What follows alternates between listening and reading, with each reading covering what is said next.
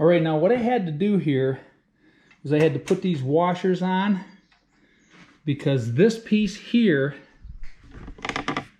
is inset a little bit, and the bottom of the fenders are attached to this unit, and you can see the inset.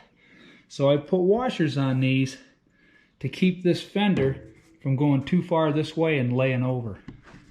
I just have to tighten these up. I've already done it to this side, and you can see that fender looks nice. It looks straight. So let's put this one on.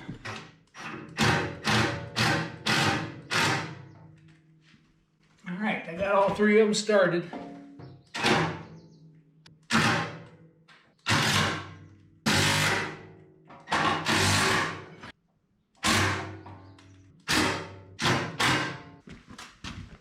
All right, now that fender looks way better. It looks like it's laying pretty close to straight up and down again. So I'm happy with that, and I'm happy with that.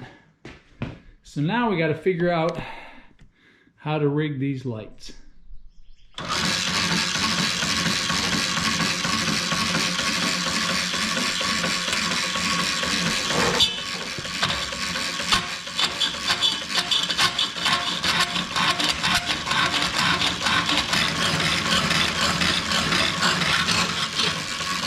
Now, that didn't cut very straight, but I think I can make these work anyway.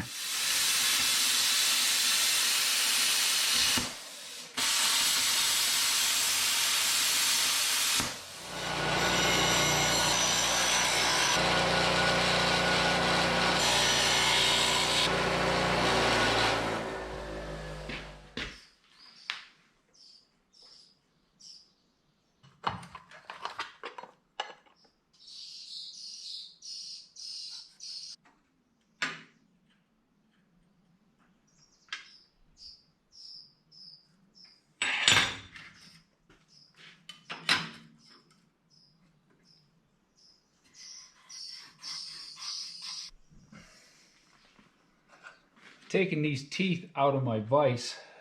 This one is the correct angle. I kind of puttered with it. Now I'm going to set that one at the same angle.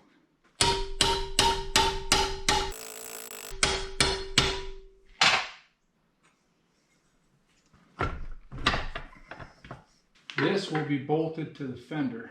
And I want these lights so they come just below the frame rail here. All right, let's drill some holes and paint these and get them ready to go on.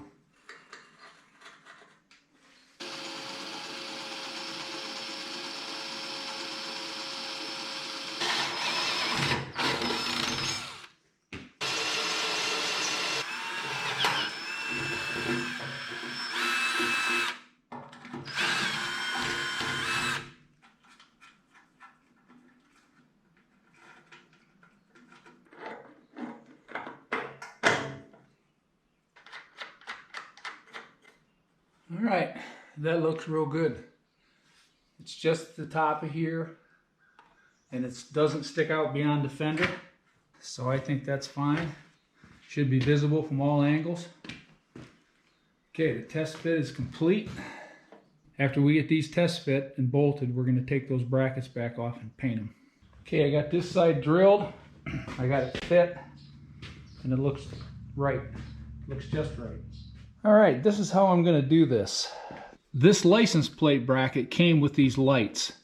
It's the same screw size, it's the same everything, so it fits right on where I bolted on the lights. Now this is what I'm going to do. These lights are going to be able to be unplugged and taken off via these thumb screws here and here. The other side over there is going to be the same way. Alright, this is not the plate that's going to go on this trailer. This is just an old plate I had banging around in the shop from off another vehicle. These thumb screws won't be necessary because we'll be taking off the whole light. Everything will come right off. This will be attached to it, and it'll be stored whenever we're working off-road. Like when I'm loading wood, because what's going to happen to these lights is when I get ready to load with my skid steer, like you've seen me do in Wood for the Monster video, I'll smash these lights right off here. They won't last 10 minutes. So these are going to come right off and be put away. So the next step of the process is now to get these brackets off and get them painted. I'm going to mount these plates for the lights that I made on the trailer. I'm going to use these screws, these bolts, and a lock washer, because these won't come off.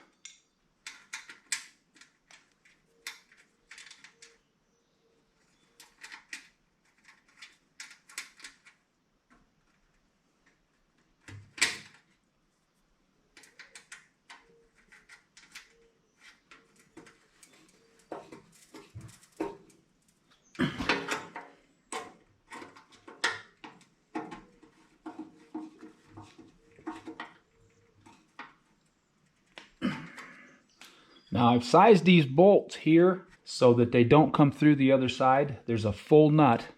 They don't need any kind of lubrication on them, even though the tire will throw stuff up here, because the thread is completely inside the nut. It just comes flush. Lock washer nut.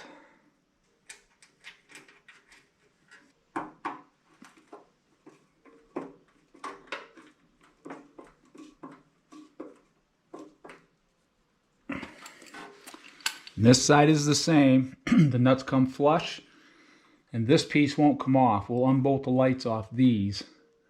All right, now this is how these are going to bolt on. But they will have a lock washer and a wing nut that'll pop onto these. I can just pop these nuts off and take these lights completely off. I'm going to put these guys on. These are plugs, and I'm going to have a plug that I can unplug these lights right out of here and take them off. I need to solder these on and put shrink tube on them and get them ready for use. So until I get ready to put these on, I'm going to leave these guys right on the light. And then when we take these lights off to do off-road stuff with the trailer, these lights can be stored in my shop.